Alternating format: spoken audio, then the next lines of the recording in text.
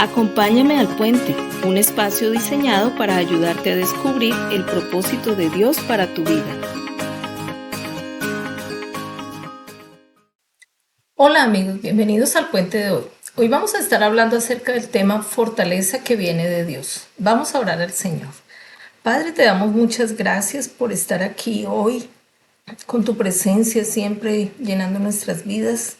Ayúdanos a comprender tu palabra, Señor, y que esa palabra se encarne en nuestro corazón para que podamos vivirla y usarla para nuestro bien. Porque todo lo que proviene de ti, Señor, siempre da buen fruto. Gracias en Cristo Jesús. Amén, amén. Bueno, amigos, vamos a mirar este tema que se llama fortaleza que viene de Dios. Y voy a dividir este tema en dos partes. La primera es saber de dónde proviene esa fortaleza o ese poder. Y lo segundo es para qué nos sirve.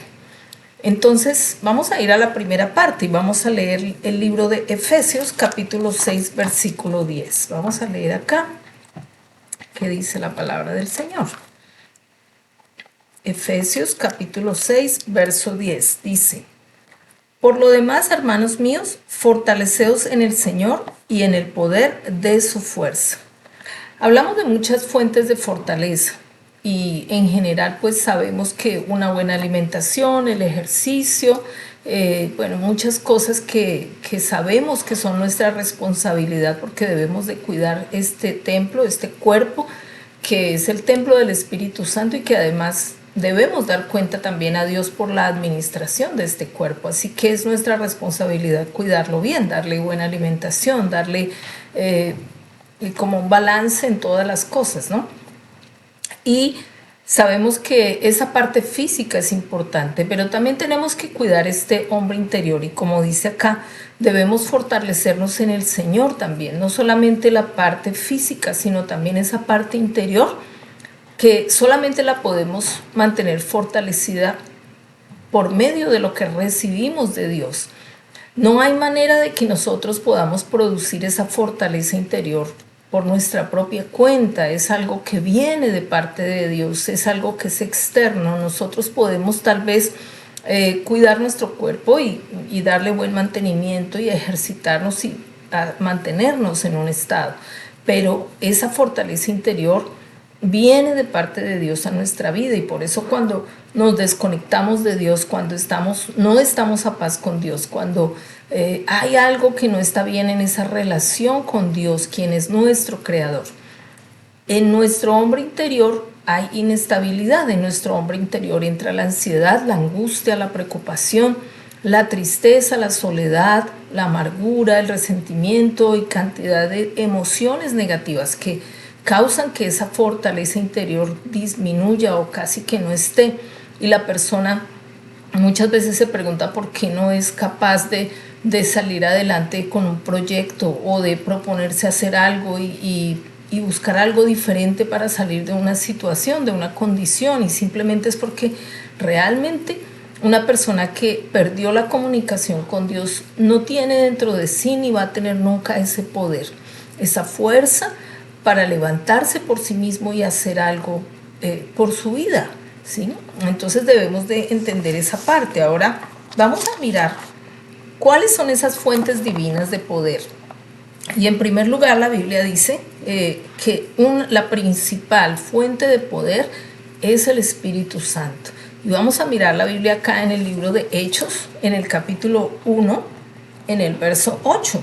Dice la palabra del Señor acá: Pero recibiréis poder cuando haya venido sobre vosotros el Espíritu Santo, y me seréis testigos en Jerusalén, en Judea, en Samaria y hasta lo último de la tierra.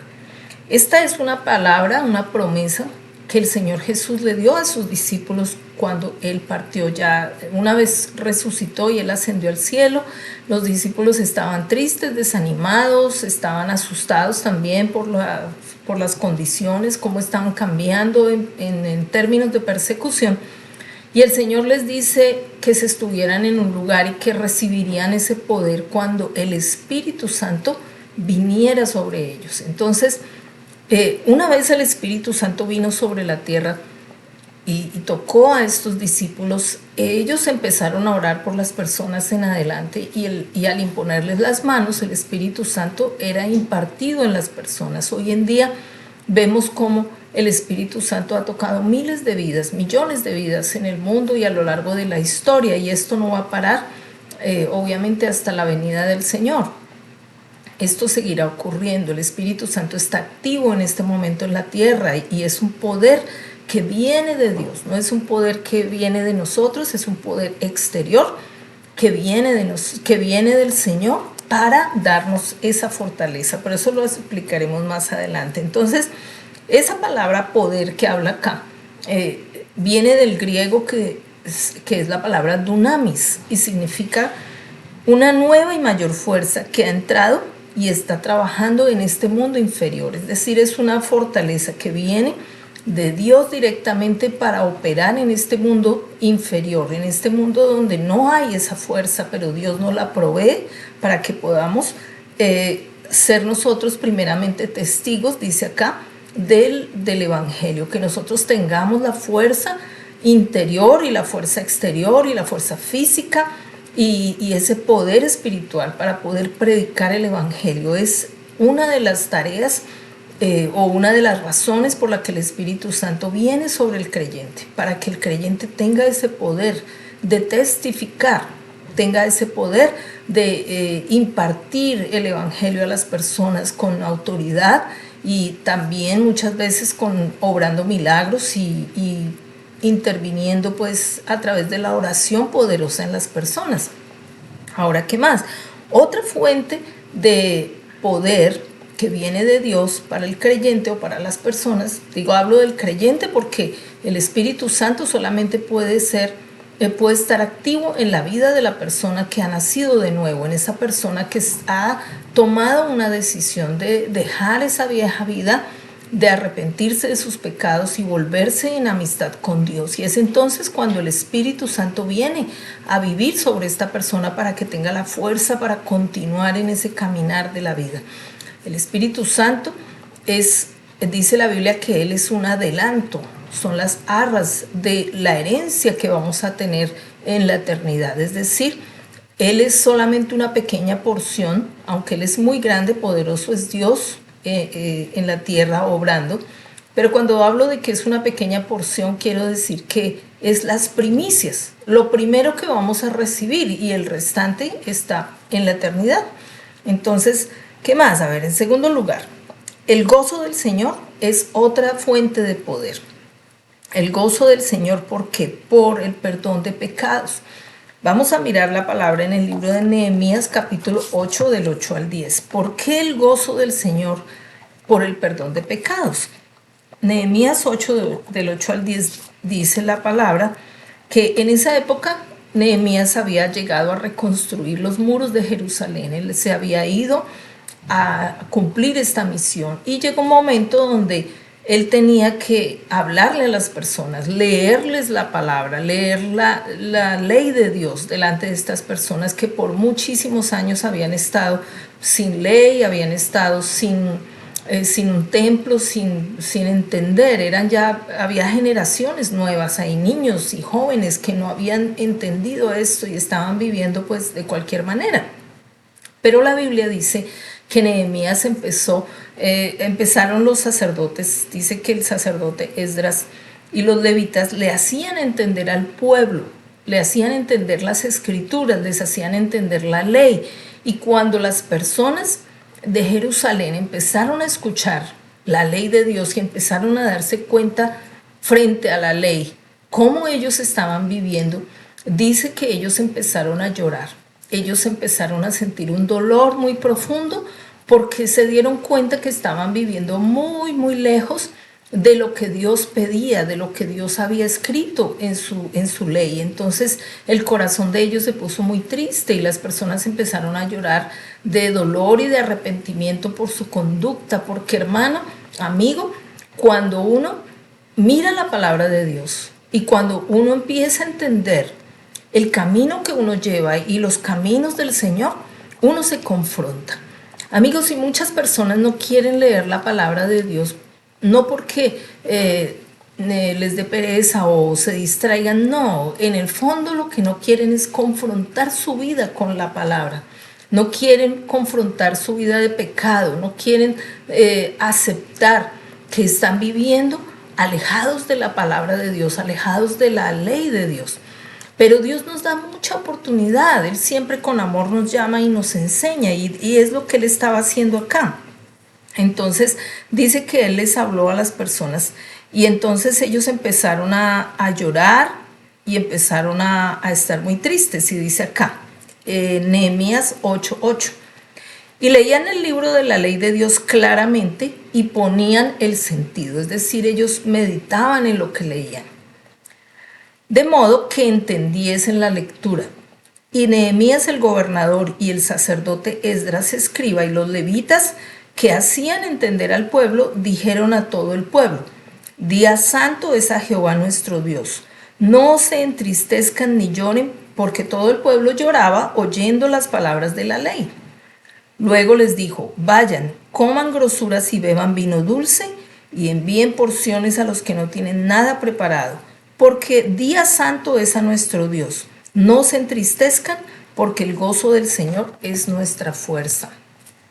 Amigos, mire, uno, como les decía, cuando uno tiene un genuino arrepentimiento, cuando uno mira su pecado y lo llama como es, cuando uno no está tratando de justificarse a sí mismo por su conducta, cuando uno no está tratando de culpar a los demás por las consecuencias del pecado, por las consecuencias de vivir separado de Dios, por las malas decisiones, cuando uno asume y es responsable y delante de Dios acepta que la vida que está viviendo, que las consecuencias que están viviendo simplemente son el producto de sus malas decisiones y el producto del pecado, amigo, naturalmente viene dolor al corazón.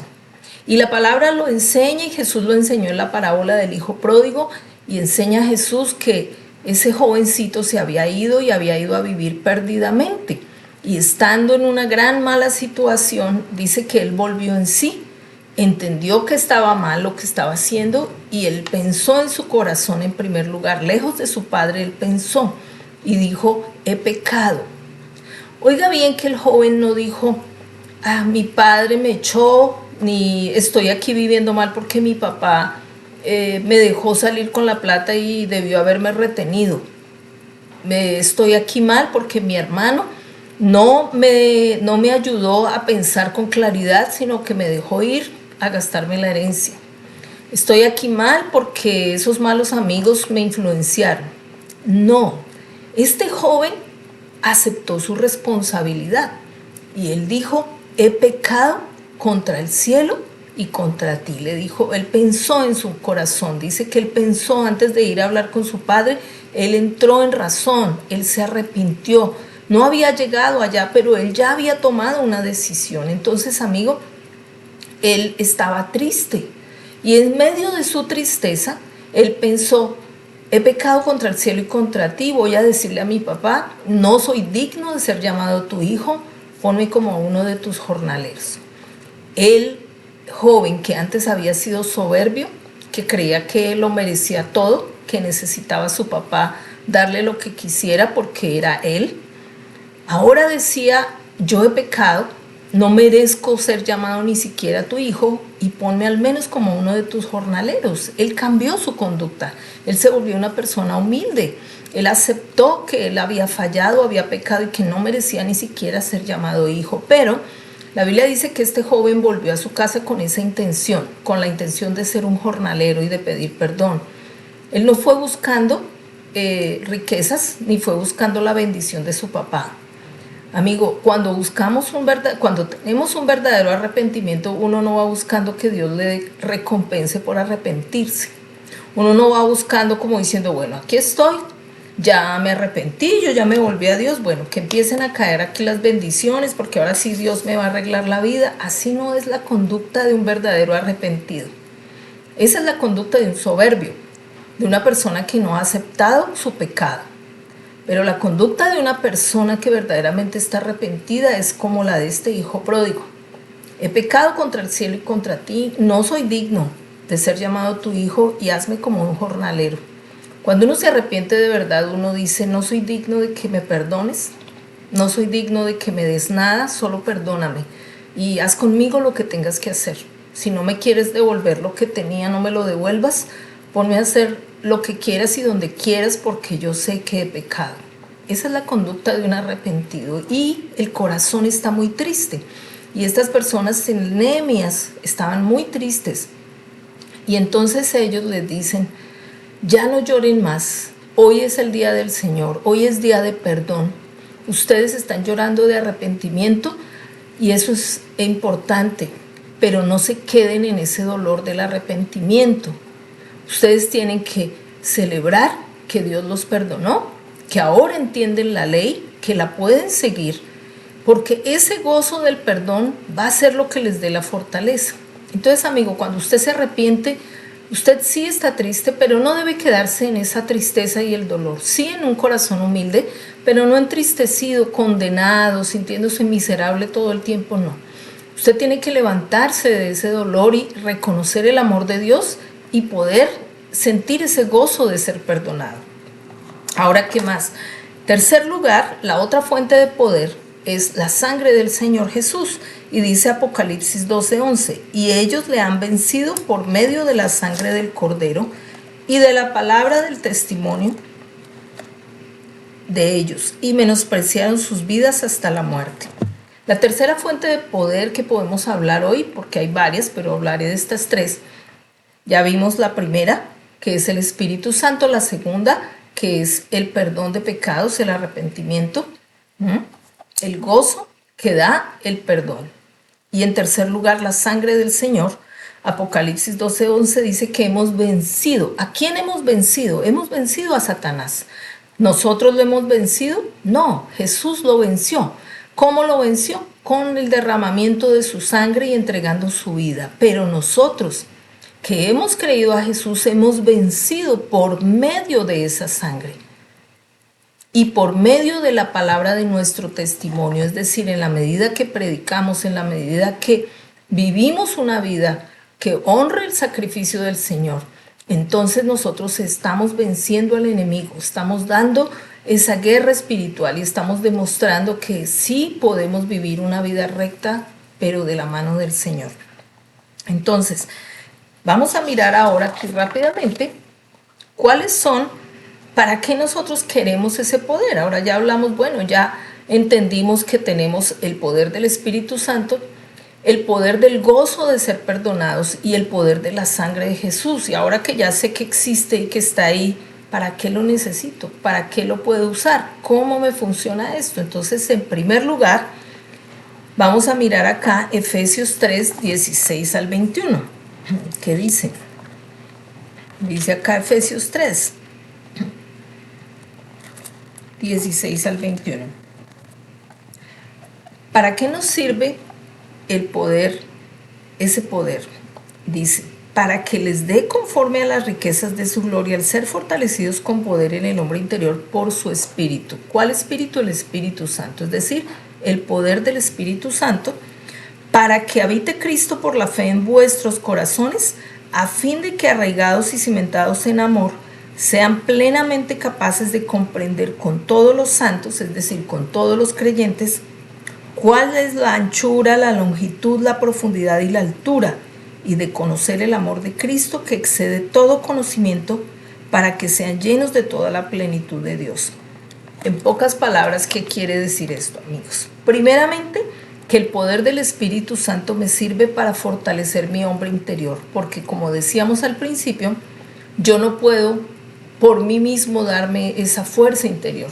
Esa fuerza interior viene de parte de Dios. ¿Por qué? Porque somos creación suya. Y mientras estemos conectados a Él, como dijo el Señor Jesús, Él es la vid, nosotros los pámpanos. Separados de Él nada podemos hacer. Si nos separamos del Señor nos debilitamos y nos secamos y nos morimos. Vivimos como muertos. Pero cuando estamos pegados a Él, como el pámpano está pegado a la vid, tenemos vida, porque Él es la vida.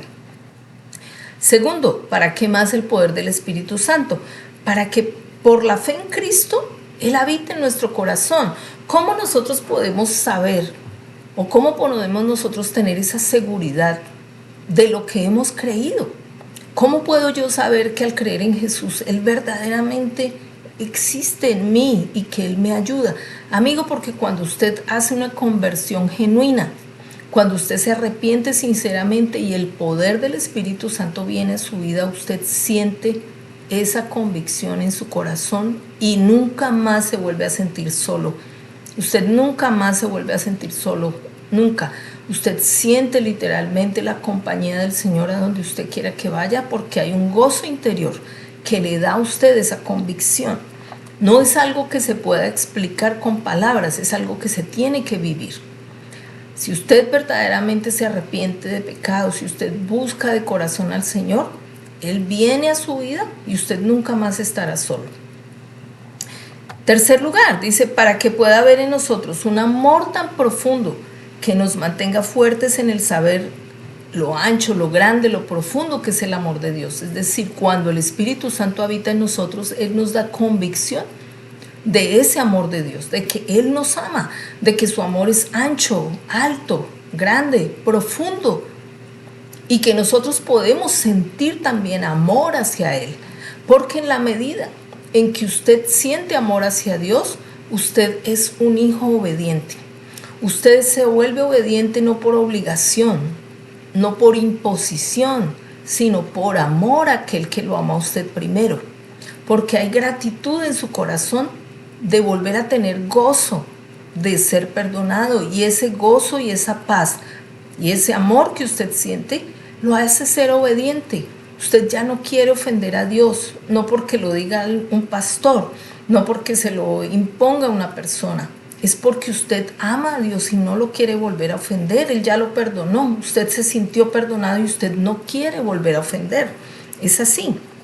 Entonces, una vez tenemos esa convicción de ese amor por el poder del Espíritu Santo, podemos hacer 1000 cosas, porque dice acá, dice, y aquel que es poderoso para hacer todas las cosas mucho más abundantemente de lo que pedimos o entendemos, según el poder que actúa en nosotros.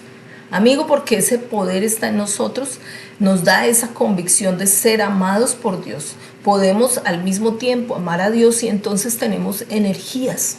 Tenemos una fuerza, tenemos una motivación para hacer muchísimas cosas, especialmente las cosas que tienen que ver con el reino, las cosas que tienen que ver con Dios.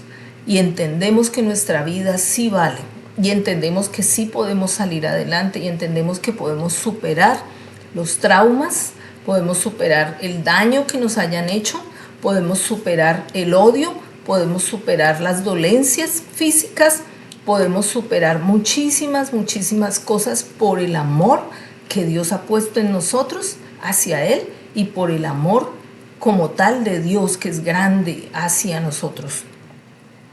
¿Qué más? El poder de Dios no es algo que podamos comprar, ya por último, no es algo que usted pueda comprar. Usted no puede ir a la tienda o ningún predicador le pueda a usted decir que dando una donación usted va a recibir el poder de Dios. Ni nadie le puede decir a usted que pagando ciertas penitencias usted va a recibir el poder de Dios. El poder de Dios no se compra. El poder de Dios es dado por Dios mismo voluntariamente cuando Él así lo considera. Cuando Él considera que usted puede administrar ese poder. Cuando Él considera que usted puede, que su corazón está preparado para recibir ese poder. ¿Y cómo lo recibe? Pues a través del arrepentimiento y de la humildad y de vivir en dependencia a Él. Entonces hay una historia pequeñita ya para terminar que habla de un hombre. Dice que era un hombre que se llamaba Simón. Eso está en la Biblia, en el libro de Hechos de los Apóstoles, en el capítulo 8. Y habla de este hombre Simón y dice que este hombre le gustaba engañar a la gente y era como un mago. Y la gente lo seguía y le creía. Y entonces cuando llegó Pablo a ese lugar, a esa ciudad o a esa zona, este hombre vio el poder de Pablo y los que estaban con él que hacían milagros y la gente se sanaba. Y incluso este hombre, por la predicación de Pablo, él se convirtió y empezó a seguir a Pablo. Pero resulta que cuando él vio ese poder en ellos para sanar milagros, para sanar y hacer milagros, la avaricia en él se despertó y entonces él le dijo a Pablo: quiero comprar ese poder, ¿cuánto pago por ese poder? Yo también lo quiero. Y entonces dice la palabra que Pablo pues reprendió a este hombre, ¿no? Dice que Pablo reprendió a este hombre y le dijo que lo que estaba haciendo estaba mal y que el don de Dios no se podía comprar con dinero. Mire, dice acá, Hechos de los Apóstoles 8:18. Dice, cuando vio Simón que por la imposición de las manos de los apóstoles se daba el Espíritu Santo, les ofreció dinero, diciendo, denme a mí de ese poder para que cualquiera a quien yo le imponga las manos reciba el Espíritu Santo. Entonces Pedro le dijo, era Pedro, dice acá, Pedro le dijo, tu dinero perezca contigo porque has pensado que el don de Dios se obtiene con dinero.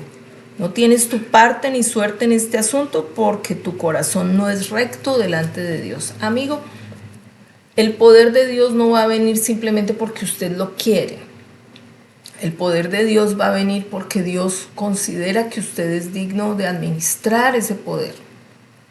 Y el poder de Dios no es algo que puede vender a alguien y usted ir a comprarlo. Eso es un engaño. El poder de Dios es de Dios. Nadie lo puede arrebatar de Él. Él lo entrega, Él lo da para servicio de la iglesia, para servicio de sus siervos, para servicio de la iglesia y para que las personas también puedan acercarse y conocer de Cristo a través de la manifestación de ese poder. Por eso a veces hay milagros, porque a través de los milagros y de las respuestas a ciertas oraciones, Dios viene con poder, responde a la oración de un siervo y finalmente la persona tiene un camino en su mente y en su corazón para creer y volverse a Dios. Entonces él le dijo, arrepiéntete pues de esa maldad y ruega a Dios si quizá te sea perdonado el pensamiento de tu corazón. Es grave pensar en comprar ese poder. Porque Pedro le dijo, porque en hiel de amargura y en prisión de maldad veo que estás. Entonces, amigo, fue una represión bastante fuerte. Ahí dice que este hombre después pidió perdón y le dijo, no me maldigas así, no voy a hacer eso. Pero bueno, ese poder que Dios nos da es para enfrentar los desafíos, para podernos mantener firmes en esta vida cristiana que hemos decidido seguir. ¿Por qué para mantenernos firmes? Porque no es fácil. Porque si fuera fácil ser cristiano, todo el mundo sería creyente. Porque si fuera fácil enfrentar a las personas cuando te están queriendo cuestionar tu fe, o enfrentar las cosas de este mundo cuando vienen a ofrecerte cosas que tú ya no estás dispuesto a hacer, o lugares a donde tú ya no estás dispuesto a ir, pues claro que se necesita el poder de Dios, porque si no tenemos ese poder, pues cederíamos fácilmente. Entonces usted se pregunta, ¿por qué yo no tengo fortaleza? ¿Por qué soy débil y me rindo fácilmente ante la tentación? Amigo, pues porque aunque usted tiene el poder del Espíritu Santo, tal vez usted no está activando constantemente ese poder y tal vez usted no está buscando esa comunión constante y usted tiene un poder que está dormido. Usted no ha activado ese poder, usted no ha puesto a funcionar ese poder porque Dios ya se lo dio, pero usted lo tiene apagado cuando usted no ora, cuando usted no ayuna, cuando usted no lee la palabra, cuando usted no oye la música de Dios, cuando usted no cuida sus ojos en lo que ve en la televisión, en el internet, en su teléfono. Todo eso apaga al espíritu, contrista, entristece al Espíritu Santo, que es la fuente de ese poder para que usted soporte la tentación. Entonces, si se pregunta por qué cae cada rato, ahí está la respuesta. Usted tiene que cuidar su atmósfera, usted tiene que ser pendiente de lo que oye, de lo que ve, de lo que usted hace con su vida. Porque ya esta vida no le pertenece a usted, fue comprada por medio de la sangre del Señor y usted tiene que vivir así. Tiene que vivir sabiendo que esta vida ya no le pertenece, que alguien pagó un precio para que usted fuera rescatado de esa vieja manera de vivir y ahora tenga una oportunidad. Aproveche esa oportunidad, cultive su relación con Dios, saque de raíz todo aquello que le causa tentación y lo debilita y fortalezca las cosas que sí puede hacer, como oír la música de Dios, como buscar la palabra, como orar, como unirse a grupos donde haya personas que quieran también crecer espiritualmente y dejar las viejas mañas. Bueno, amigo, Te animo para que continúes fortaleciendo tu hombre interior por medio del poder del Espíritu Santo. Y si no has recibido ese poder, hoy te animo para que te acerques al Señor, que medites en tu vida, porque solo Dios te puede dar la convicción si estás viviendo en pecado. Si constantemente estás practicando el pecado, solo Dios puede darte a ti convicción. Y la convicción a veces viene a tu corazón o a veces viene cuando empezamos a leer la Biblia o cuando empezamos a oír de la palabra. Entonces, amigo, te animo para que pidas a Dios que te dé esa convicción. Puedes tener arrepentimiento, puedas llorar tu pecado, pedirle al Señor volver y de nuevo tener ese gozo y esa fuerza de continuar adelante con la vida, con los planes de Dios para ti. Te animo, y si quieres hacer una oración, puedes hacer algo como esto, decir: Señor Jesús, hoy entrego mi corazón a ti, me arrepiento de todos mis pecados y te pido que me perdones. Santifica mi vida y dame por favor la oportunidad de sentir el gozo de tu perdón. Que por medio de la sangre de Jesús yo reciba ese perdón y que sea lleno del poder del Espíritu Santo y que pueda seguir cultivando ese poder para enfrentar la tentación y los desafíos que tú quieras que yo haga, Señor. Gracias en Cristo Jesús. Amén. Bueno, amigos, los dejo hasta aquí. Nos vemos la próxima semana. Un abrazo, los bendigo. Chao.